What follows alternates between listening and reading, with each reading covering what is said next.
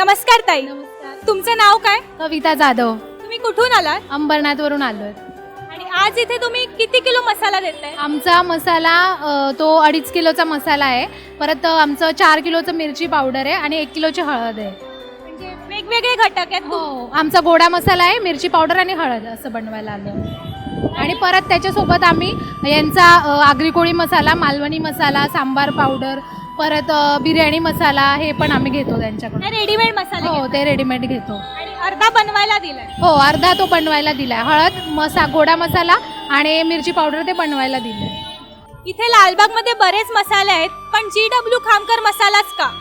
Actually एकतर क्वालिटीसाठी plus इथली स्वच्छता आणि ते आमच्या समोर बनवतात. म्हणजे जे भाजण्याचं काम आहे ते आमच्या समोर केलं जातं.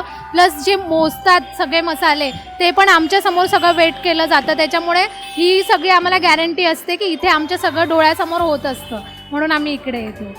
व्हॅल्यू फॉर मनी काय सांगाल? स्वस्त महाग कसा वाटतं? नाही, म्हणजे ॲव्हरेज आहे, असं खूप महाग पण नाही आहे. परवडेल, प्रत्येकाच्या खिशाला परवडेल असं रेट आहे. म्हणून ते परवडतात सगळ्यांना.